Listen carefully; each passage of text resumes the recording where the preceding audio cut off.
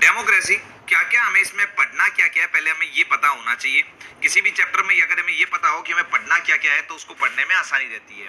तो हमें सबसे पहले पढ़ना है कि भाई डेमोक्रेसी वर्ड का मीनिंग क्या है और इसकी अलग अलग फॉर्म कौन कौन सी है। फिर हम देखेंगे कि डेमोक्रेसी की अलग अलग वेरियस थ्योरीज कौन कौन सी है और इनका कॉन्सेप्ट क्या है डेमोक्रेसी को लेते हुए। फिर हम देखेंगे भाई काइंड्स ऑफ डेमोक्रेटिक गवर्नमेंट कितने प्रकार की होती है। उसके बाद हम देखेंगे कि मेन कौन कौन से ऐसे करेक्टर है डेमोक्रेसी के जिनको हम डेमोक्रेसी में अगर शामिल किया जाए, मतलब कि डेमोक्रेसी के कौन से विशेष गुण हैं। फिर हम डेमोक्रेसी का क्रिटिकल एग्जामिनेशन करेंगे, हम देखेंगे कि भाई इसके कौन से अच्छी बातें हैं और कौन सी बुरी बातें हैं। इसी में हम मेरिट्स और डिमेरिट्स की भी चर्चा करेंगे और हम देखेंगे कि कुछ असेंशियल कंडीशन जो कि डेमोक्रेसी के लिए जरूरी है। तो इन सभी चैप्टर से होते हुए हम सीढ़ी दर सीढ़ी चढ़ते हुए ऊपर की तरफ सक्सेस पाएंगे। तो तैयार है, इस चैप्टर को शुरू करते हैं। सबसे पहले हम देखते हैं डेमोक्रेसी का मीनिंग क्या है जी। डेमोक्रेसी की मीनिंग क्या और वेरियस फॉर्म क्या है। सबसे पहले आता है डेमोक्रेसी का मीनिंग। तो डेमोक्रेसी जो वर्ड है, the English word democracy comes from the joining the Greek words, कुछ ग्रीक वर्ड से मिलकर बना है। डेमोक्रेसी मतलब डेमोस प्लस क्रेटिया, यानी कि डेमोस प्लस क्रेटिया, जहां पर डेमोस का मतलब क्राउड और आधुनिक काल में हम इसका मतलब पब्लिक भी ले सकते हैं, और क्रेटिया का मतलब पावर, यानी कि पावर ऑफ पब्लिक। तो एक तरीके से अगर ये कहा जा सकता है कि डेमोक्रेसी का मतलब क्या है, power of public. Democracy means N administrative system which is based on the power of public, एक ऐसा एडमिनिस्ट्रेटिव सिस्टम जो कि लोगों की शक्ति पर काम करता हो। इसके और भी बहुत सारे मीनिंग निकल कर आते हैं, जैसे देखिए this is a method of taking decisions, this is a group of decision making principles and this is a concept associated with the ideological values. देखिए, क्योंकि इन चैप्टर्स के अंदर क्या होता है कि जो विद्वानों ने जो बातें कही हैं वो भी हमारे लिए पढ़ लेना जरूरी होता है। तो यहाँ पर बात आती है बर्न्स की। तो बर्न्स ने क्या कहा था कि democracy is a word which has many meanings and there is a emotional meaning which is overall associated with this word।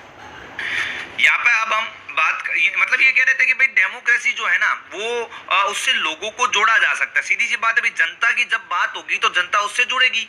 तो एक ही प्रकार से ये किसका इमोशनल मीनिंग है, which is overall associated with the world. यहाँ पर हम देखते हैं कि डेमोक्रेसी की अलग अलग फॉर्म कौन कौन सी है।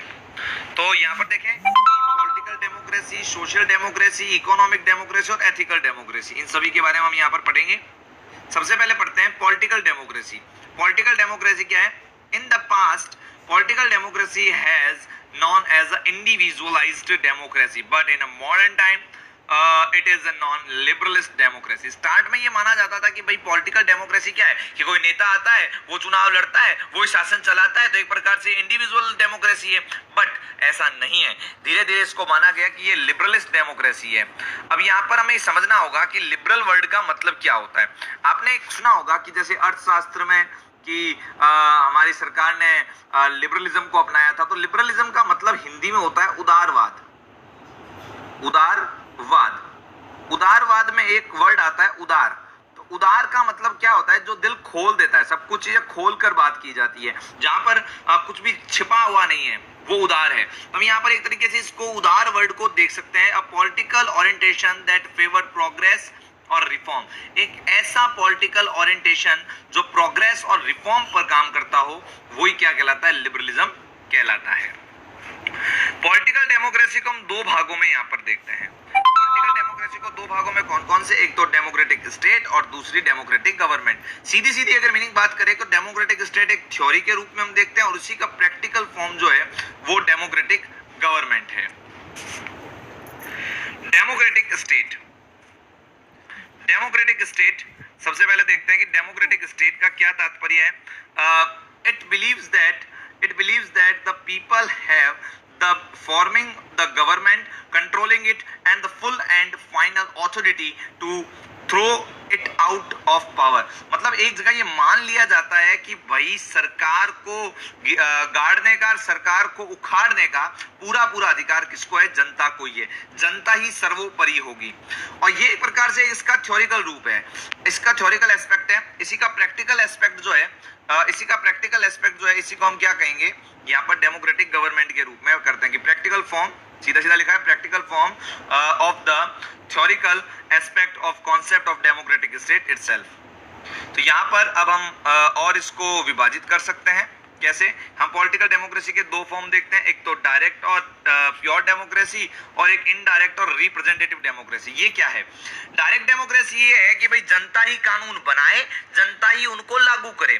बाकी ये नॉर्मली जो है डायरेक्ट डेमोक्रेसी, ये बड़े जनसंख्या वाले या बड़े क्षेत्रफल वाले देशों पे लागू नहीं हो सकती है, उनमें ये डायरेक्ट डेमोक्रेसी को अपनाना मूर्खता ही होता है।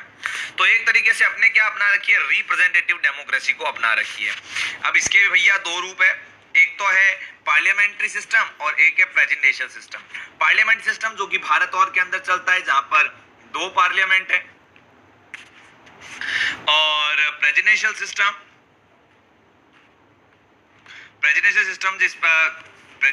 जो है ये अलग अलग से अमेरिका और जैसे आदि देशों के अंदर चलता है।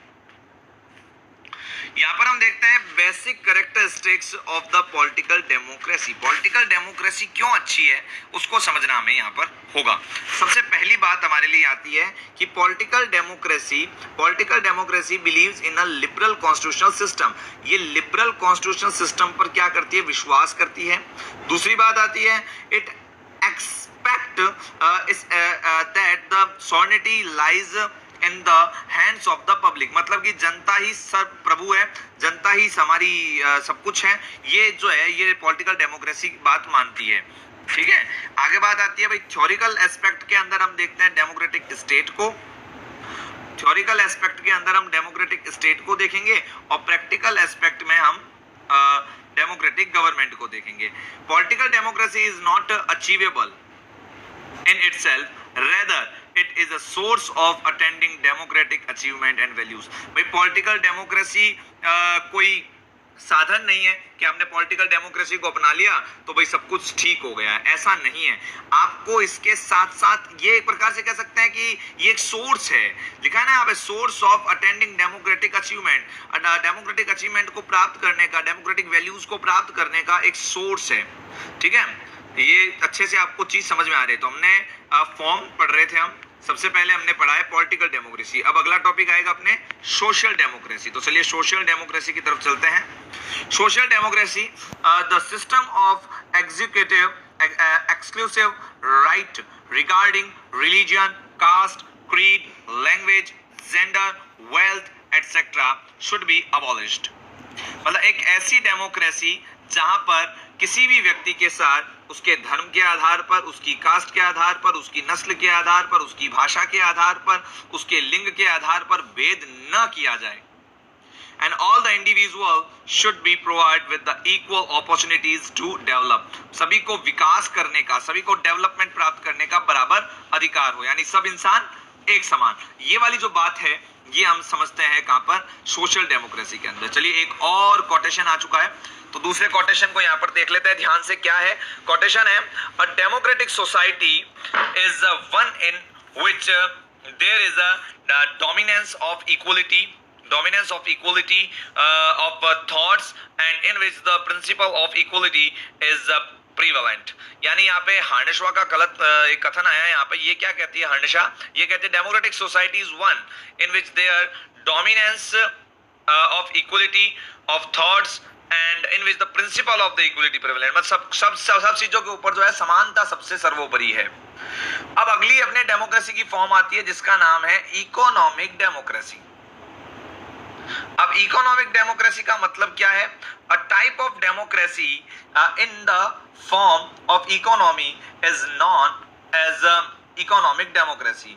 इन the present country the theory of economic democracy has been presented by marks. अब ये मार्क्स की जहां बात आएगी, मार्क्स और सोशलिस्ट की जहां पे बात आती है, तो ये लोग क्या मानते हैं? ये लोग मानते हैं कि सब इंसान जो है ना वेल्थ के आधार पर भी पैसा जो है वो सब में क्या होना चाहिए? बराबर बंटना चाहिए। ठीक है, ये मानते हैं कि जब आदिम काल था ना, सब लोग बराबर थे। फिर क्या हुआ, सब में संघर्ष हुआ, और अब ये क्या हो गया, ये जो छोटे लोग हैं इन बड़े लोगों को वापस से अपने ठिकाने पे ले आएंगे और सब कुछ वापस से कैसा हो जाएगा, पहले जैसा हो जाएगा। ये मानते थे कार्ल मार्क्स। हम आगे मार्क्स की थ्योरी भी इसके अंतर्गत पढ़ेंगे। The Marxist prefer to call it the capitalist democracy. इसको कैपिटलिस्ट डेमोक्रेसी भी मार्क्स जो है वो कहते हैं।